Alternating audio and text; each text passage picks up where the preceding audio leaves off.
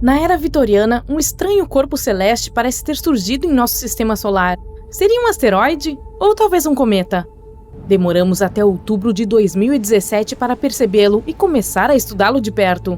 Foi chamado de Oumuamua, que é o mensageiro de longe que chegou primeiro, em havaiano. Não só sua forma é extremamente incomum, altamente alongada e estreita, mas também está acelerando tão rápido que parece que a gravidade do Sol não o afeta muito. Então, o que é essa rocha estranha? No início, especialistas acreditavam ser um asteroide, mas deram uma olhada mais de perto e concluíram que provavelmente era um cometa. Eles acreditavam ser impulsionado por pequenos jatos de gás causados pelo calor do Sol, o que poderia tirá-lo do seu curso natural.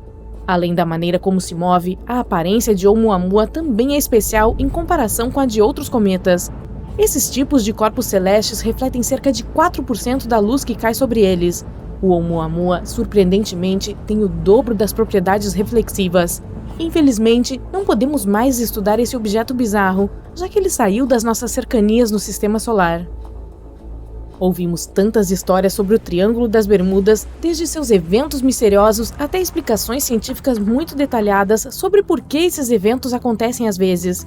Bom, você ficará surpreso ao saber que há um equivalente ao Triângulo das Bermudas no espaço, que alguns astronautas afirmam ter testemunhado. O que eles descreveram foi semelhante a um intenso flash de luz quando passaram por um local específico, que então chamaram de anomalia do Atlântico Sul. Pode haver uma explicação para isso. Primeiramente, é importante saber que o campo magnético da Terra não está perfeitamente alinhado ao seu eixo de rotação. Há uma área de cerca de 200 km acima do Atlântico Sul, onde algum tipo de radiação está o mais próximo possível da superfície da Terra. Ao passar por este local, os computadores pararam de funcionar e a equipe espacial viu aquelas explosões cósmicas de luz que mencionei. Até onde sabemos, existem 8 planetas em nosso sistema solar: Mercúrio, Vênus, Terra, Marte, Júpiter, Saturno, Urano e Netuno. Mas poderia haver outro, o 9º, que ainda não descobrimos? Alguns astrônomos têm certeza de que sim, e atualmente o chamam de Planeta 9. Sua localização parece estar muito além de Netuno, o 8º planeta que conhecemos até agora e o mais distante do Sol. O problema é que já estivemos errados antes. Em 1801, nos deparamos com Ceres, que hoje conhecemos como o maior asteroide do Sistema Solar, mas inicialmente acreditávamos que também era um planeta. E você deve conhecer a história de Plutão. Primeiro, achávamos que era um planeta logo depois de descobri-lo em 1930, mas depois o reclassificamos como um planeta anão. O fato de o 9 estar tão longe de nós dificulta a fotografia e o estudo, daí seu status incerto. Para os especialistas rastrearem o planeta 9, a luz tem que viajar do Sol até lá e fazer quase todo o caminho de volta. Os astrônomos conseguiram cobrir cerca de 30% da área onde ele deveria estar. Eles também estimam que levará algo em torno de 4 anos para estudar mais e chegar a uma conclusão. Uma nebulosa é basicamente uma enorme nuvem de poeira e gás em algum lugar do espaço. Algumas vêm de estrelas no final da vida após sua explosão. Outras são os locais onde novas estrelas estão começando a se formar. É por isso que algumas nebulosas são chamadas de formadoras de estrelas. Elas podem existir em muitas cores e tamanhos diferentes, mas uma em particular chamou a atenção dos astrônomos devido à sua forma espetacular. É chamada de Nebulosa do Retângulo Vermelho e está localizada na constelação de Unicórnio, a cerca de 2.300 anos-luz de distância de nós. Não sabemos exatamente o que causa essa forma incomum, mas uma explicação pode ser a de que há 2 estrelas em seu núcleo. Elas podem criar 2 cones de poeira brilhante, que juntos fazem com que a nebulosa pareça um quadrado. O que é ainda mais intrigante sobre essa formação é que ela exibe algo chamado de emissão vermelha estendida. Isso significa que a poeira tem um brilho avermelhado específico. É difícil dizer a causa disso, mas essas 2 estrelas em potencial no meio certamente têm algo a ver com isso. Lembra que mencionei que Netuno é o planeta mais distante do Sistema Solar? É cerca de 30 vezes mais longe do Sol do que nós. Faria sentido que fosse o mais frio de todos os planetas, mas aí vem a surpresa: não é. E os cientistas ainda precisam averiguar o porquê.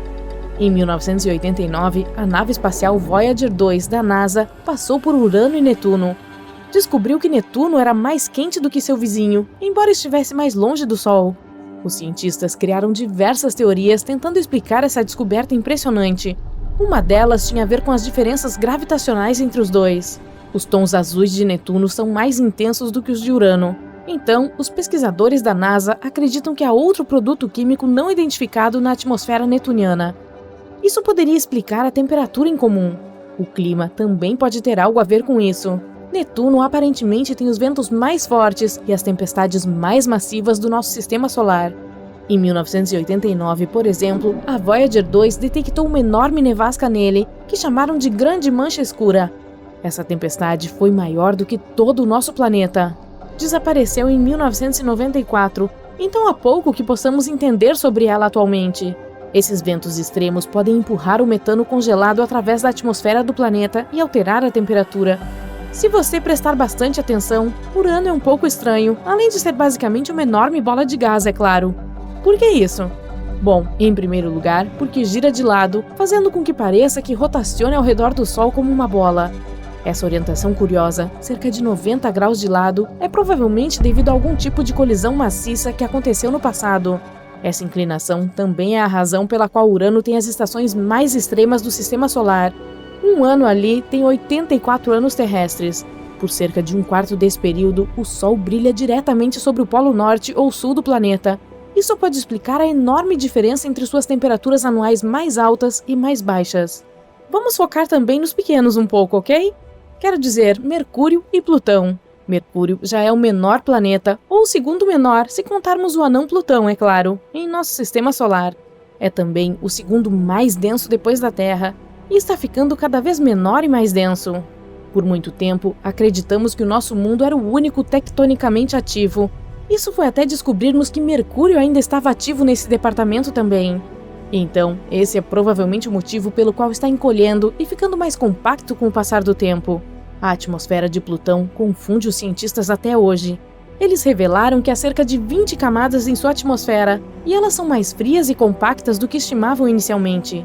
A equipe New Horizons da NASA também descobriu que Plutão libera uma enorme quantidade de nitrogênio a cada hora, mas de alguma forma pode reabastecer constantemente seu nitrogênio perdido.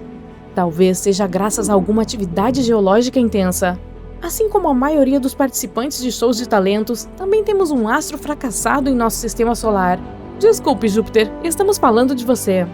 Pode não ser a descrição mais apropriada em termos astronômicos, mas alguns especialistas chamam Júpiter de estrela fracassada. Isso porque ele tem muitos produtos químicos como hidrogênio e hélio. Ao mesmo tempo, não tem massa suficiente para iniciar uma reação de fusão em seu núcleo e se transformar em uma estrela. As estrelas geram a sua energia misturando átomos de hidrogênio sob calor e pressão extremos, o que cria hélio.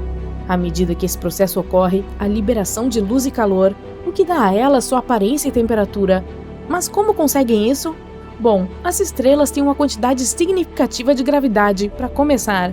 Para Júpiter iniciar um processo de fusão e se transformar em uma estrela, ele precisaria ser mais de 70 vezes mais pesado. Em teoria, se pudéssemos misturar muitos Júpiteres, poderíamos criar uma nova estrela. Mas infelizmente, em nosso sistema solar, Júpiter terá que continuar sendo um enorme pedaço de gás.